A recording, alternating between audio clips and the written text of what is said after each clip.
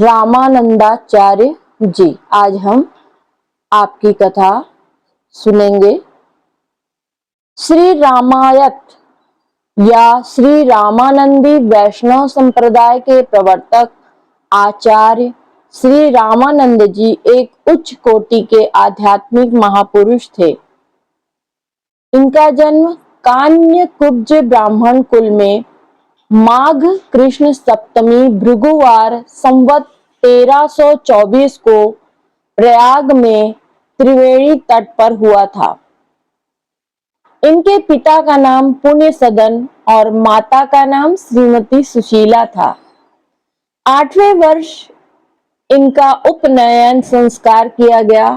उपनीत ब्रह्मचारी जब प्लाश दंड धारण कर काशी विद्याधन करने चला, तब आचार्य एवं संबंधियों के आग्रह करने पर भी नहीं लौटा।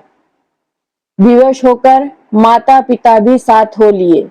बालक अपनी माता के साथ अपने मामा ओंकारेश्वर के यहाँ काशी में ठहरकर विद्या अध्ययन करता रहा।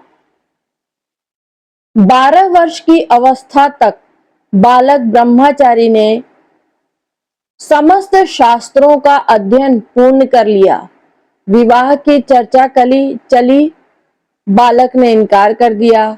इसके पश्चात स्वामी राघवानंद जी से दीक्षा लेकर पंचगंगा घाट पर जाकर एक घाट वाले की झोपड़ी में रहकर तप करना आरंभ कर दिया। लोगों ने ऊंचे स्थान पर एक कुटी बनाकर तपस्वी बालक से उनमें रहने की विनय की। उनकी विनय सुनकर वे उस कुटिया में आ गए और उसी में ज्ञानार्जन और तपस्या करते रहे। उनके अलौकिक प्रभाव के कारण उनकी बड़ी ख्याति हुई। बड़े बड़े साधु और विद्वान आपके दर्शनार्थ आश्रम में आने लगे। स्वामी जी ने देश और धर्म का महान कल्याण किया।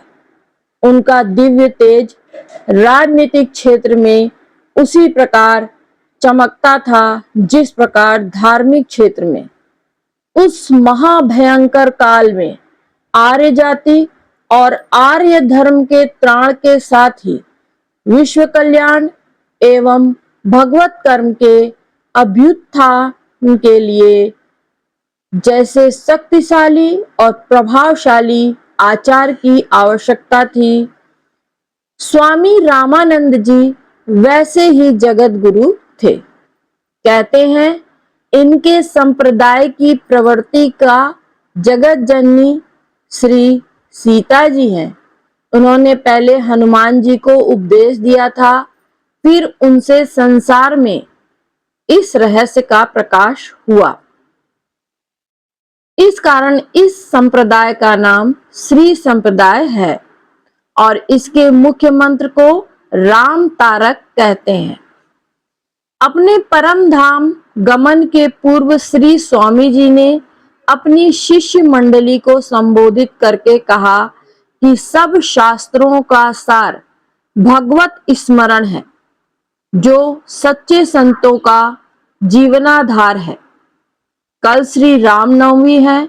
मैं अयोध्या जी जाऊंगा, परंतु मैं अकेला ही जाऊंगा। सब लोग यहीं रहकर उत्सव मनाएं। कदाचित मैं लौट ना सकूं। आप लोग मेरी त्रुटियों एवं अविनय आदि को क्षमा कीजिएगा। यह सुनकर सबके नेत्र सजल हो गए और दूसरे दिन स्वामी जी संवत 1515 में अपनी कुटी में अंतर्ध्यान हो गए। श्री रामानंदाचार्य जी के 12 शिष्य बहुत प्रसिद्ध हैं। इन 12 भक्तों में श्री अनंतानंद जी का वर्णन 56 में किया गया है। इन्हीं में से उनकी एक शिष्या थी श्री पद्मावती जी। श्री पद्मावती जी साक्षात भगवती लक्ष्मी की अंश स्वरूप थी। परम दृश्य सदृश कांति होने के कारण उनके माता पिता ने उनका नाम पद्मावती रखा था। पद्मावती जी का जन्म त्रिपुरा नामक नगर में एक ब्राह्मण दंपति के घर हुआ था। आपके पिता पंडित श्री प्रभाकर जी महाराज भगवती लक्ष्मी के अनन्य आराधक थे। उनकी आराधना के फलस्वरूप साक्षात भगवती लक्ष्मी ही उनकी कन्या के रूप में अवतरित हुई। पद्मावती की बाल लीलाएं अत्यंत दिव्य थी। उनके जन्म के साथ ही पंडित श्री प्रभाकर जी महाराज का घर रिद्धि सिद्धियों से परिपूर्ण हो गया था। बालिका पद्मावती जब 5 वर्ष की हुई तो उन्होंने अपने पिता से काशी ले चलने का आग्रह किया। उन्होंने यह भी बताया कि वे काशी में श्री रामानंदाचार्य जी महाराज के दर्शन करना चाहती हैं। माता पिता ने अपनी लाडली पुत्री का आग्रह स्वीकार कर काशीपुरी की यात्रा की और श्री स्वामी जी के दर्शन किए तथा उन्हें अपनी पुत्री की इच्छा बताई। श्री स्वामी जी तो सिद्ध संत थे ही, उन्हें पद्मावती के साक्षात स्वरूप को समझने में देर न लगी।